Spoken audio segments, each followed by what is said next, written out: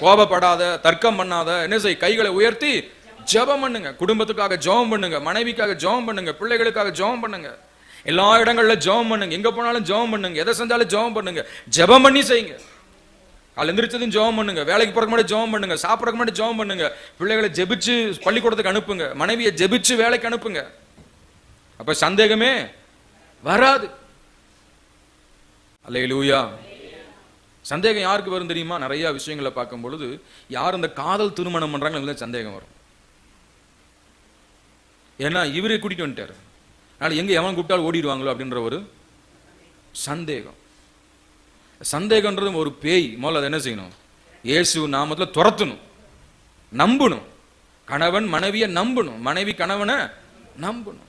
எங்க போறாங்க அப்படின்னு சொல்லி பேவு பார்க்கறது. கவனிக்கிறீங்களா? சில பெண்கள் சொல்றாங்க, ஐயா வெளியே குப்பை கொட்ட கூட போக முடியல, யாரை பார்க்கறான்னு பார்க்கறாங்க. இருக்கீங்களா? இப்ப நம்ம எத்தனை பக்கம் வெளியே போறோம் வரோம், நம்ம மேல சந்தேகப்பட்ட என்ன ஆகிறது? யோசிச்சு பாருங்க. ஆக தேவ பிள்ளைய பரிசுத்தம், ஒழுக்கம், உண்மை. ஏன்னா நமக்கு ஒரு அஜெண்டா இருக்கணும். என்ன அஜெண்டா? நானும் என் குடும்பமும் கர்த்தரை சேவிப்போம். கர்த்தரை சேவிப்போனா நான் உழைப்பேன், நான் சம்பாதிப்பேன், என் மனைவி பிள்ளைகளை காப்பாற்றுவேன், கோவப்பட மாட்டேன், தர்க்கம் பண்ண மாட்டேன். அதுக்கு மாற என்ன செய்வேன்? ஜெபம் பண்ணுவேன், ஆண்டவரை தேடுவேன், ஆராதிப்பேன். அல்லேலூயா. பைபிள்ல படிக்கிறோம், 1 சாமுவேல் புஸ்தகம் 1ஆம் அதிகாரம் வசனம் 21. எல்கானா என்பவன் கர்த்தருக்கு வருஷாந்தரம் செலுத்தும் பலியையும் தன் பொருத்தனையையும் செலுத்தும்படியாக தன் வீட்டார் அனைவரோடு கூட போனான். அல்லேலூயா. எல்கானா என்ன செஞ்சானா? தன் குடும்பத்தாரோடும் கர்த்தரை தேட போனான். யார் இனிஷியேட்டிவ் எடுத்த கர்த்தரை தேட? சொல்லுங்க. எல்கானா, குடும்ப தலைவன். தலைவனா இருக்கிறவன் என்ன செய்யணும்? குடும்பத்தை ஆண்டவருக்குள்ள வழி நடத்தக்கூடியவனா இருக்க வேண்டும். அல்லேலூயா.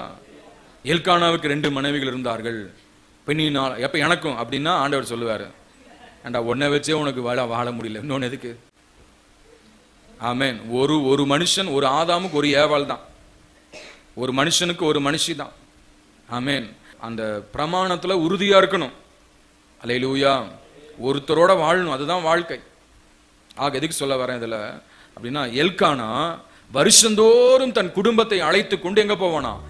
சீலோவுக்கு. அவன் எங்க இருந்தான்? எப்பிராயிம் மலை தேசத்துல. அங்கிருந்து மலையிலிருந்து இறங்கி பல மைல் தூரம் அவன் பயணம் பண்ணி ஆண்டவர் ஆராதிக்க போகணும். அப்போ தன் குடும்பத்தை என்ன செய்தான்? மொபைலைஸ் பண்ணான், தன் குடும்பத்தை வழி நடத்தினான், ஆண்டவரை தேடுவதற்கு வழி நடத்தினான். அப்படியானால் தேவ பிள்ளையே, நம்முடைய குடும்பத்தை தேவனுக்குள் வழி நடத்த, தெய்வ பக்தியாய் நடத்த ஒவ்வொரு புருஷனும் என்ன செய்யணும்? அதுக்கான முயற்சிகள் எடுக்கணும். வருஷந்தோறும் ஆலயத்துக்கு பல மைல் தூரம் போவாங்கன்னா அவங்களுக்கு தேவையான ட்ரெஸ், தேவையான பணங்கள், பலி செலுத்துக்கு தேவையான பணங்கள் எல்லாவற்றையும் என்ன செய்தான்? அவன் சபதரித்து தன் மனைவி பிள்ளைகளை ஆயத்தப்படுத்தி அழைத்து கொண்டு போகிறான். இன்னைக்கு ஆலயத்துக்கு போங்கன்னா யார் வரா? மனைவி மாதிரி தான் வராங்க. கணவன் மாதிரி என்ன செய்யறாங்க? சாப்பாடு ஆக்கிட்டு உட்காந்துருக்காங்களா? யோசிச்சு பாருங்க. இப்ப கணவன் சொல்லணும், வாங்க சர்ச்சுக்கு போலாம், கிளம்புங்க, ஆயத்தப்படுங்க, ரெடி ஆகுங்க. அல்லேலூயா. எல்கானா தான் ஆயத்தப்படுத்தினான்.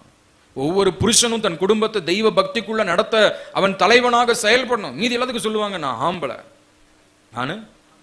ஆனா ஆண்டவரை தேட வேண்டிய விஷயத்துல அவர் பொம்பளையா மாறிடுறாரு. கவனிக்கிறீங்களா? அல்லேலூயா.